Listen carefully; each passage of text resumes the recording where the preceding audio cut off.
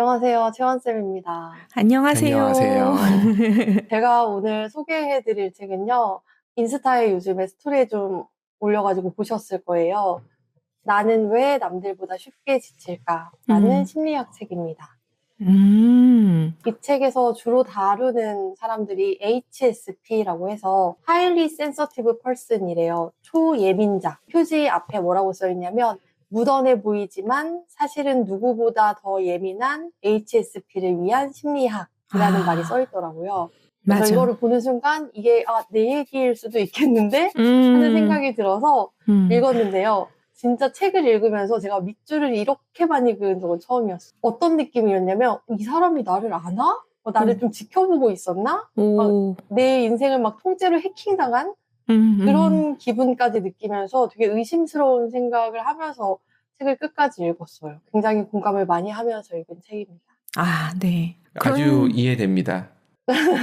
네, 그런 사람이 세상에 꽤 있다는 얘기잖아요. 이 몇 %라고 나와 있었는데 그게 또 잘 기억이 안 나네요. 나중에 기억나면 말씀드릴게요. 네, 알겠습니다. 우리가 보통 예민하다라고 하면은 좀 까다롭고 신경질적이고 짜증내고 막 이런 이미지를 떠올리잖아요. 근데 실제로 HSP들은 이런 사람들이랑은 정반대의 행동 양상을 보인대요. 그래서 오히려 더 따뜻하고 배려심이 많고 다른 사람 잘 챙기고 분위기 잘 맞춰주고 이런 사람들이 HSP라고 하더라고요. 그래서 처음 이 설명만 듣고도 나는 진짜 HSP가 확실하구나 라는 확신을 했습니다. 동의하세요? 완전 동의해요. 네. 근데 채원쌤이 저를 볼 때도 그런 사람인 것 같으세요? 네. 이게 동족이라서 알아봐 주시는구나. 저 이거 읽으면서 저동님도 분명 HSP일 거야 라는 생각을 했어요. 맞아요. 저는 아니에요. 알고 있어요. 압니다. 말하지 않아도 알아요. 정말 그 설명이 딱 맞네요. 근데 사실 저희처럼 이렇게 좀 무던해 보이려고 애쓰는 그 예민자의 인생은 굉장히 힘들잖아요. 그래서 아무리 생각해도 내가 좀 이런 예민한 기질을 가진 사람이다. 그런 것 같으면 이 책을 꼭 읽어보셨으면 좋겠는 게 예민하다는 게 사실은 뭐 성격이 이상하다는 건 아니거든요. 그냥 여러 가지 성격 유형 중에 하나라고는 하는데 예민한 기질을 가진 사람이 자신의 기질을 제대로 이해를 못한 채로 심적으로 고통을 계속 느끼게 되면 이게 우울이나 불안장애 같은 걸로 이어질 수가 있대요. 그래서 그 자신의 기질을 좀 잘 아는 게 중요하다고 하더라고요. 근데 제가 지금 딱 그 지점까지 와 있잖아요. 맞아. 이런 상태로 이 책을 읽었더니 진짜 도움이 많이 됐어요. 이거를 읽으면서 예민함이라는 기질이 어떤 건지도 자세히 알게 됐고 이 기질의 단점을 어떻게 보완해야 되는지도 좀 알게 됐고 또 예민함의 장점이 있을 거라고는 생각을 못했는데 예민함에도 장점이 있고 그걸 어떻게 활용해야 되는지까지 알 수 있어가지고 도움이 많이 됐습니다. 기대가 됩니다. 근데 사실 내가 예민한 것 같긴 한데 예민한지 아닌지 잘 모르겠어. 좀 이런 사람들도 있을 거잖아요. 여기 보면은 프롤로그 바로 뒤에 그 체크리스트가 있어요. 23개의 문항이 있는데 그중에 13개 이상에 해당하면 예민한 사람, HSP일 확률이 높다라고 하는데 저는 15개에 해당되더라고요. 그래도 HSP 중에서는 좀 덜 예민한 쪽인 것 같긴 해요. 그렇죠. 사회생활을 무척 잘하시는 분이니까 네. 힘들지만 잘할 수 있는 수준에 있으니까 그중에 경증인 거죠. 왜 제 칭찬에는 입꼬리를 내리지를 못하겠어? 예민하시잖아요. 마음속으로 계속 더 해주세요. 더. 제가 한 말씀 더 붙이도록 하죠. 그게 성품 단계가 돼서 그래요. 갈고 닦으면서. 그렇군요. 좀 부끄러워서 말을 못하겠는데? 궁금합니다. 제가 도대체 몇 개나 거기서 체크할 수 있을지. 피디님 한 4개? 저도 꼭 알려주세요. 제가 더 궁금합니다. 네, 알겠어요. HSP들에게는 3가지 특성이 있대요. 초감각, 초감정, 그리고 신미안. 이렇게 3가지가 있는데 초감각, 그러니까 감각을 아주 예민하게 느끼고 또 감정에 굉장히 깊고 강하게 빠져드는 거예요.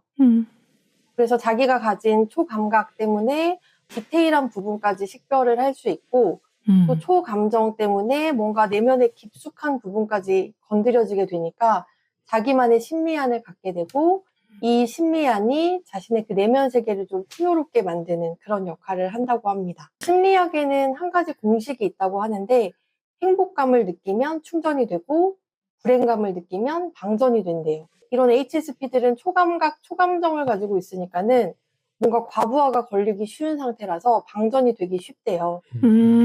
그래서 남들보다 더 자주 쉬어줘야 되고 또 자신의 심리안을 활용한 취미 생활을 자주 해줘야지 충전을 시킬 수 있다라는 얘기를 하는데 제가 봤을 때는 그냥 요만큼이 이 책의 핵심인 것 같아요. 요게 핵심인데 네. 이제 앞으로는 계속 이제 여러 가지 사례나 뭐 이런 것들을 들면서 이런 상황에서 HSP들은 어떤 걸 느끼고 어떻게 생각해서 상대방한테 어떻게 대하게 되는데 그런 과정에서 어떤 괴로움이 있어. 근데 그럴 때 이렇게 행동하면 조금 나아질 수 있어. 이런 얘기들이 굉장히 많이 나와요. 네. 근데 이런 사례들을 보면서 내가 이런 일이 있었던 걸 이 사람이 어떻게 알았지? 그건 너무 궁금하다. 신기하다. 네. 막 남편은 책에 관심이 없거든요. 계속 이제 책을 읽으면서 남편을 자꾸 불러가지고 오빠 들어봐봐. 봐봐 내 얘기지 막 이러면서 몇 번을 읽어줬어요. 남편분 반응이 어땠을지 굉장히 궁금합니다. 남편 맞네. 넌 예민한 사람 맞네. 연기가 아닌데도 로봇이 나오나요? 로봇이라뇨. 저희 남편 말투 그대로 한 건데요. 세상에 이런 사람이 있습니다. 기대가 됩니다. 네. 일단 HSP들한테는 인간관계가 굉장히 어렵대요. 근데 저도 그런 게 뭔가 다른 사람이 저한테 잘해주거나 선물을 하거나 이러잖아요. 그러면은 뭔가 이거를 꼭 갚아야 될 것 같은 그런 맞아. 마음이 들어요. 근데 그냥 갚으면 되는데 또 갚지도 못하는 게 내가 이렇게 해주면은 너무 부담스럽지 않을까? 이런 걱정도 좀 들고 맞아. 이거를 사주면은 이 사람이 이런 취향일까? 다른 걸 좋아하지 않을까? 막 이런 걱정 때문에 그런 거를 또 다시 갚는 것도 좀 힘들더라고요. 맞아. 전혀 공감이 안 됩니다. 저게 내 속에서 일어나는 모든 그 생각들이야. 맞아요. 딱 그거예요. 그래서 이제 이런 경험들이 반복되다 보면은 나중에 누가 저한테 잘해주기만 해도 부담이 되는 거예요. 나는 이제 어떻게 해야 되지? 근데 또 이거를 그냥 안 갚고 넘어가지 뭐 하기에는 또 너무 미안하고 뭐 빚진 것 같고 죄책감이 들고 이러거든요.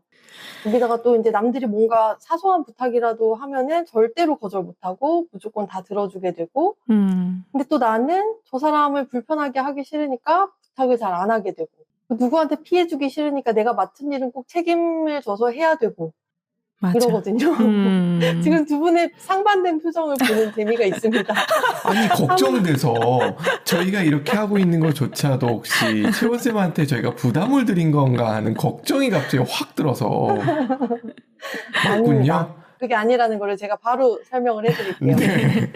근데 제가 이제 여기까지 책을 읽고 나니까 어떤 생각이 들었냐면 그럼 HSP의 상대방으로 사는 거는 너무 좋은 일 아니야? 하는 생각이 드는 거예요. 이 사람이 내가 뭐 해주면은 무조건 갚으려고 하고 내가 부탁하면 다 잘 들어주면서 나를 귀찮게 하지도 않고 책임감 있게 다 하고 이러잖아요. 심지어 상대방은 이 사람이 HSP인 걸 몰라요. 왜냐면 이 사람은 갈등 상황을 싫어하기 때문에 내가 예민하다는 걸 드러내지 않거든요.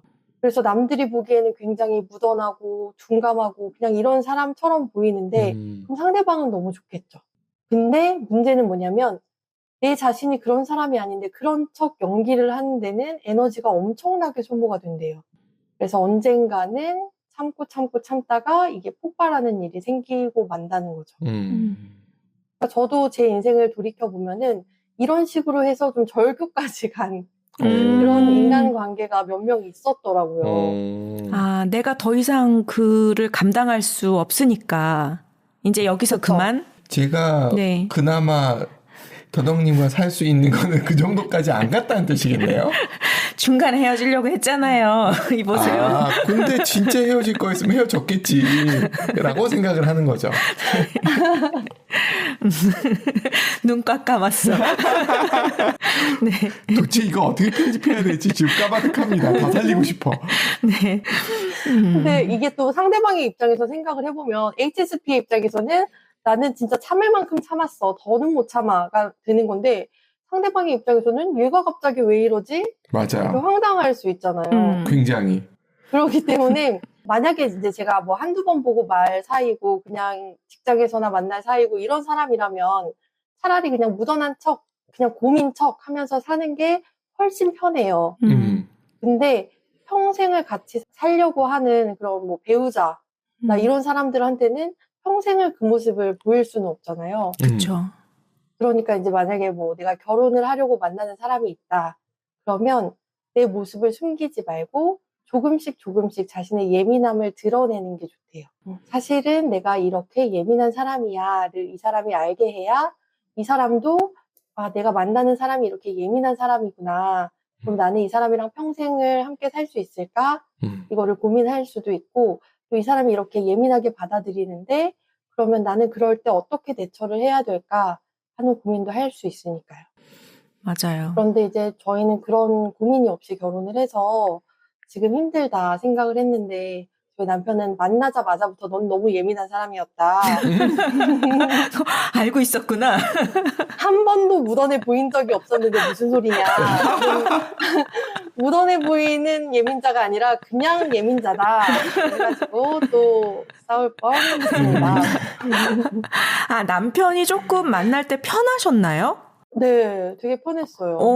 그래서 아마 그런 모습이 조금 보였을 수도 있어요. 저도 그 전에 되게 조심하면서 누군가 미팅하고 소개팅 하다가 이 기피디님 만났을 때는 진짜 마음 편하게 나의 그냥 모든 모습을 보여주리 이러면서 만났거든요. 마음이 편했던 것 훌륭한 같아요. 사람인 거죠. 사실 저도 그랬던 게 제가 29살 때 남편이 35살 때 소개를 받은 거거든요. 근데 이제 그 나이 때 6살이나 많은 아저씨는 남자로 느껴지지가 않으니까 되게 편하게 대할 수밖에 없었죠. 이 사람이랑 잘 될 거라는 생각도 못했고 누가 나한테 이렇게 나이 많은 아저씨를 소개시켜주는 거야? 막 이러면서 투덜투덜 하면서 나간 거라서 그래서 편했던 거지 훌륭한 사람이라서 편했던 거 같잖아요.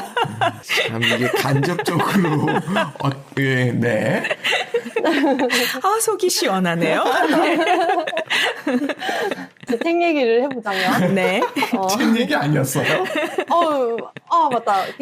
지금까지와 같이 책 얘기를 이어나가보자면 네. 예민한 사람들한테는 환경이 굉장히 중요하다고 합니다. 우리 뇌에는 아웃풋이 없는 인풋은 없대요. 이게 무슨 말이냐면 뇌에 뭔가 자극이 들어오잖아요. 그러면 이 뇌는 무조건 이걸 해석해내려고 한대요. 근데 해석이 안 되는 자극도 들어올 수가 있잖아요. 네. 예를 들어서 아까 제가 누구를 만났는데 그 사람이 저한테 약간 묘한 뉘앙스의 얘기를 했어요. 그럼 그걸 듣고 집에 와서도 찝찝한 거예요. 그 사람이 했던 얘기의 속뜻이 뭘까? 그 얘기를 왜 나한테 했지? 그 얘기를 하면서 왜 그런 표정을 지었을까? 막 이런 거 있잖아요. 네. 근데 우리 뇌는 이런 거를 반드시 해석해야만 하는데 이렇게 해석이 안 된 채로 남아서 찝찝하게 있으면 이제 그게 스트레스가 되는 거죠. 그런데 예민한 사람들은 초감각. 더 많은 거를 받아들이는데 그러면 더 많은 게 해석이 안 된 채로 머릿속에 찝찝하게 남아있겠죠. 그래서 이 HSP들한테는 우호적인 환경에 놓이는 게 중요하대요. 이 우호적인 환경이 뭐냐면은 최소한의 인간관계. 네네. 불필요한 관계는 아예 그냥 차단을 해버려가지고 스트레스를 받을 일이 없게 만들라는 거예요. 그리고 직업을 선택할 때도 뭔가 나의 프라이버시를 지켜줄 수 있는 그런 직업. 또 물리적으로도 좀 안전한 환경. 그래서 뭔가 내가 통제할 수 있는 영역이 통제할 수 없는 영역보다 더 넓어야 예민한 사람들은 살기가 편하다고 하더라고요.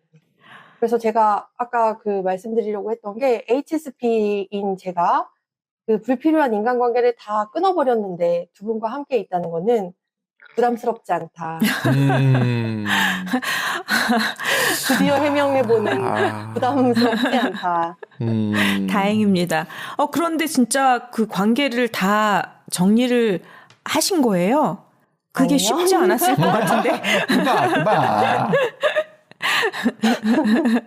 이렇게 핵심을 찌르는 질문을 하시면 저는 당황스럽죠? 그러니까 착해서 그래요. 근데 저 같은 경우가 생각이 나서 제가 근 한 20년 정도가 불특정 다수를 만나야 되는 일을 해왔는데 그 순간 저는 늘 고통을 감내하는 매일매일의 연속이었거든요. 그 찝찝함이라는 것이 마음속에 있는데 그걸 내 자신한테도 해석을 못하고 타인들에 대한 해석 능력도 그때는 너무 떨어졌기 때문에 계속해서 너무 힘든데 그거를 그냥 참아내는 그런 기간이었던 것 같아요. 그래서 지금 이제 제가 그런 거를 좀 정리를 했는데 내가 너무 힘들고 필요 없는 환경에 나를 안 던져 놓으려고 하니까 진짜 훨씬 나은 것 같아요. 저도 생각해보면 정말 좀 힘들다 하는 사람들이랑의 관계는 딱 끊어내지는 못하거든요. 근데 약간 잠수이별이라고 하죠. 답장을 하는 간격이 점점 늘어나고 막 어제 연락 왔는데 막 내일 답장하고 막 이런 식으로 질질 끌다 보면은 거기서 알아서 끊어주더라고요. 제가 못 끊으니까는 제발 나를 끊어줘 하면서 정확하게 얘기하는 게 너무 힘드니까. 네, 차라리 정리를 당하는 쪽이 나아서 그렇게 따지면 제가 정리를 한 게 맞네요. 정리 다 됐고요. 이제 좋아하는 분들만 몇 개 남았습니다. 갑자기 초등학생이 등장한 줄 알고 깜짝 놀랐어요. 믿어보는 걸로 할게요. 저는 아직까지도 안 믿고 있습니다. 의심이 많아요, 기피디님이. 잠깐 제가 이 책의 저자에 대해서 말씀을 드리자면 네. 이 책의 저자는 최재훈 님인데요. 이분이 심리학을 전공하신 심리학 전문가세요. 그리고 현재 지금 심리 코칭 센터? 상담센터? 이런 걸 운영하고 계시대요. 그런데 아까 이제 제가 처음에 말씀드렸던 체크리스트 있잖아요. 네. 23개 그 체크리스트 중에서 23개 모두에 해당하는 찐 HSP래요. 그래서 쓰셨구나. 네, 그래서 그렇게 제 얘기처럼 너무 잘 알고 쓰셨더라고요. 이분은 또 본인이 심리학자니까 많은 지식들을 알고 계실 거잖아요. 네. 그래서 이제 이것저것 시도도 많이 해보시고 했을 텐데 그 중에서 자기가 가장 효과를 많이 본 게 인정 욕구 내려놓기였대요. 이게 인간이 사회적 동물이다 보니까 인정 욕구는 거의 본능에 가깝대요. 그래서 이제 사람들은 인정 욕구가 있을 수밖에 없고 물론 인정 욕구가 있기 때문에 남한테 잘 보이려고 노력해서 뭐 얻는 성과 같은 것도 있겠지만 이게 인정 욕구 때문에 다른 사람의 시선으로부터 자유로워질 수가 없잖아요. 특히나 이제 HSP들은 그거에서 오는 스트레스가 더 심하고요. 그래서 인정 욕구를 내려놔야 편하다는데 이게 쉬운 일은 아니잖아요. 그래서 이제 이분이 어떤 말씀을 하시냐면 타인으로부터의 인정 욕구를 내려놓고 내가 나를 인정해주면 된다. 나로부터의 인정 욕구에 집중하면 된다. 이렇게 말씀을 하세요. 그래서 스스로 이제 매일 이렇게 얘기를 해주라고 해요. 남의 시선 따위는 아무래도 좋아. 나에게는 좀 바보 같은 모습도 있지만 이게 바로 나야.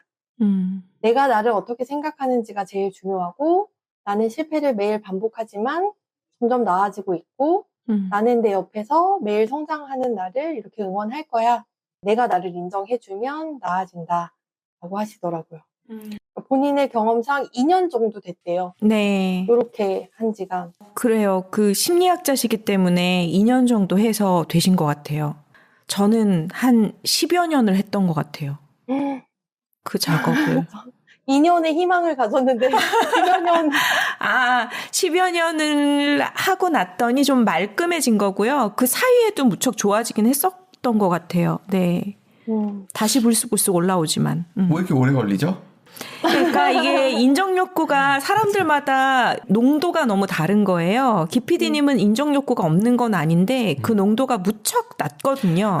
이렇게 표현하는 게 좀 더 맞는 것 같아요. 인정 욕구의 농도가 낮은 게 아니라 지금 말씀해주신 그 작가분의 글을 들으면서 나도 저렇게 했는데 라고 공감을 했어요.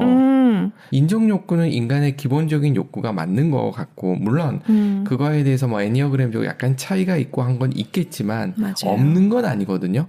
분명히 있고 그런데 그거에 휘둘리기 시작하면 끝없이 간다는 거를 제가 왜 그걸 느꼈는지 어떻게 느꼈는지 기억이 안 나요. 정확하게는.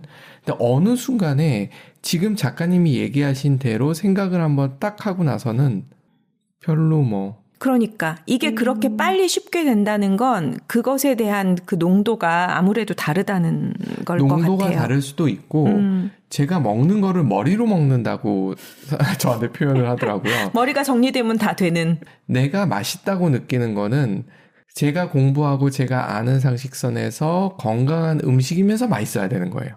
근데 그걸 머릿속으로 정리하고 나면 물론 인간이니까 감정이 있어서 저는 분식 좋아하거든요. 땡기죠. 그렇지만 특별한 경우가 아니면 쳐내거든요. 근데 단지 그거를 저 같은 기질의 사람들은 빨리 정리하는 게 되는 거고 그렇지 않고 굉장히 예민하신 분들은 그걸 정리하는데도 시간이 많이 걸리고 에너지가 많이 쓰인다는 게 공감이 되는 거예요. 네네. 맞아요. 제가 분식을 쳐내면 분식이 얼마나 슬프겠어요. 그렇죠. 그럼요. 요긴 차이가 납니다. 저는 그 생각까지는 안 합니다. 뭐 알아 하겠지.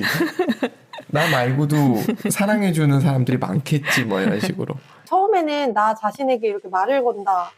이거를 제가 상상만 해도 좀 쑥스럽고 어색하더라고요. 나는 너를 응원해 막 이러면 너무 오글거리잖아요. 근데 이 심리학에서는 내가 나를 타인으로 생각하는 것, 이것을 타자화라고 부른대요. 근데 이렇게 하는 게 특히나 HSP들한테는 큰 도움이 된다고 하더라고요. 근데 생각해보면 남의 집 애가 되게 막 큰 사고를 쳤대요. 그러면 뭐 애들이 크다 보면 그럴 수 있지 이렇게 하고 넘어갈 수 있는데 우리 집 애가 오늘 저녁에 밥만 좀 안 먹어도 막 한숨이 나고 그러잖아요. 맞아. 그런 것처럼 내 일을 내 일이라고 생각하니까 이렇게 힘들고 괴로운 거지. 이게 남 일이라고 생각을 하면 조금 더 너그럽게 바라볼 수 있을 것 같더라고요. 흥미로운 게 인간이 어려운 과제를 해내는 것보다 쉽고 단순한 과제를 반복해서 하는 거를 더 어려워한대요. 그런데 성장의 핵심은 쉽고 단순한 과제를 반복해서 해내는 거래요. 그러면은 이거를 어떻게 쉽게 할 수 있냐? 핵심이 타자화에 있는 거예요. 그러니까 저자가 뭐라고 얘기를 하냐면 인생을 인생이라고 생각하지 말고 내가 나를 양육하는 게임이라고 생각을 해보라고 해요. 나를 나라고 생각하지 말고 내가 나를 키우는 게임을 하고 있는 플레이어라고 생각을 하라는 거죠. 근데 원래 양육이라는 게 큰 비법이 있는 건 아니잖아요. 그렇죠. 매일같이 먹이고 재우고 입히고를 그냥 반복하는 거잖아요. 그것처럼 내가 나를 양육하는 것도 쉽고 단순한 일을 매일매일 반복하는 건데 이거를 내가 한다고 생각하는 게 아니라 게임 속의 캐릭터가 하고 있다 라고 생각을 하면 조금 더 쉽게 할 수 있대요. 이게 더 와닿았어요. 지금 예민하신 이런 분들이 나를 타자화하는 것은 굉장히 어려울 거고요. 더 나아가서 다른 사람조차도 너무 공감이 되는 거지. 그 사람까지 나로 느껴지는 그러실 것 같아요. 왠지. 맞아요. 맞나요? 맞아요. 저는 일단은 저 외의 사람들이 다 타자로 느껴지기 때문에. 나와 피아가 구분이 안 되는데. 예외가 있어요. 저희 딸과 맞아. 와이프는 예외예요. 아니 근데 저는 조금 타자화 하는 것 같은데 딸은 타자화를 못 하더라고요. 피디님이 더덕님을 사랑하시는 거는 맞지만 타자화는 가능하신 것 같아요. 그죠? 분명 따님과의 차이가 있어요. 그죠. 어쩔 수 없죠. 그 인생의 웰빙을 결정짓는 의외의 요소가 바로 나 자신과의 관계라고 하더라고요. 그래서 내가 나랑 맺으면서 나와의 대화를 자주 하고 나에게 칭찬도 해주고 배려도 해주고 따뜻한 말도 해주고 이렇게 보살펴주면서 키워주면 인생을 살아가는 게 훨씬 쉬워질 수 있다고 합니다. 자, 이제 정리를 한번 해보겠습니다. 네. HSP들의 인생을 요약하면 뭔가 남들에게 마음의 상처를 받고 거기에서 벗어나고자 발버둥 치는 일의 연속이래요. 그래서 이 사람들의 마음을 초원이라고 비유를 하면 이 초원에는 언제든지 불이 붙을 수 있는 상황인 거예요. 그러면 이제 이 사람들은 불이 붙은 걸 알고 이 불을 끄려고 막 애를 쓰겠죠? 근데 불을 다 껐다고 생각했는데 불씨가 남아있을 수도 있고 또 다른 곳에서 불이 날 수도 있고 그러니까 불을 꺼도 마음이 편안한 게 아니라 이제 또 어디서 불이 날까를 걱정하면서 살아가게 되는 거예요. 그래서 이 저자가 불이 나지 않게 하려고 하지 말고 관점을 바꿔서 나의 내면이라는 초원에 주기적으로 비를 내려주세요. 이런 얘기를 합니다. 이게 비가 내리면 숨어있던 불씨까지 다 꺼질 거잖아요. 네. 그리고 주기적으로 비를 내려주면 주기적으로 불을 다 끌 수 있어요. 이 비를 내려주는 일이 뭐냐면 자기 돌봄입니다. 자기가 뭔가 좋아하는 일들의 목록을 쭉 만들어 놓고 주기적으로 그런 일들을 하면서 자기를 돌봐주면 도움이 된다는 건데 특히나 HSP들은 신미안을 가지고 있기 때문에 자기가 뭐 좋아하는 영화를 보면서 감동을 받는다거나 아니면은 뭐 재미있는 영상을 보면서 웃어본다거나 아니면 네. 음악을 들으면서 산책을 한다거나 뭐 이런 것들을 하면서 주기적으로 자기 마음에 비를 내리면 좋다고 합니다. 제가 주로 핸드폰을 갖고 하시는 영상을 일이죠. 보면서 영상을 계속 찾아보면서 그 안에 있는 사람들과의 대화 속에서 그 사람들의 그 마음 속에 풍성한 그 느낌들을 이렇게 수집하는 게 너무 재밌거든요. 그럴 때 좀 힐링이 좀 되는 것 같고 책을 읽어도 그런 요소들이 있을 때 재밌는 것 같고 네, 그러네요. 정말 그거를 찾아서 하고 있는 거네요. 기피디님 저한테 제발 끄고 자. 침대에서 보지 마. 계속 잘 땐 좀 자야지. 자라고 막 이러면서 계속 뭐라고 지금 불난 하는데. 초원에 비를 내리고 있는데 왜 비를 멈추게 하세요? 반성하고 있겠습니다. 네, 제가 오늘은 나는 왜 남들보다 쉽게 지칠까? 이 책을 소개를 해드렸는데요. 사실 읽으면서 진짜 밑줄을 많이 그었고 마음 같아서는 이 책 전체를 낭독해드리고 싶다라는 생각이 들 정도로 너무 좋은 책이었어요. 그래서 내가 좀 HSP인 것 같다. 그리고 HSP로 살아가는 내 인생이 너무 버겁고 어렵다. 이런 생각이 드는 분이시라면 꼭 한번 읽어보셨으면 좋겠습니다. 권해줄 사람이 생각이 나네요. 네. 같은 사람일 거예요. 네. 누굴까요? 요즘 너무 괴로워하고 계신 분이 한 분 또 계셔가지고. 그래요. 네. 오늘 너무 좋은 책 소개해 주셔서 감사해요. 혹시 마지막으로 제 질문 하나 좀 드려도 될지. 네, 질문은 하셔도 되고 대답을 할지 말지는 제가 결정하겠습니다. 그럼요. 딴 게 아니고 주변 사람들이 이런 사람들을 만났을 때 어떻게 해주면 좋다라는 멘트가 혹시 있었나요? 책 안에?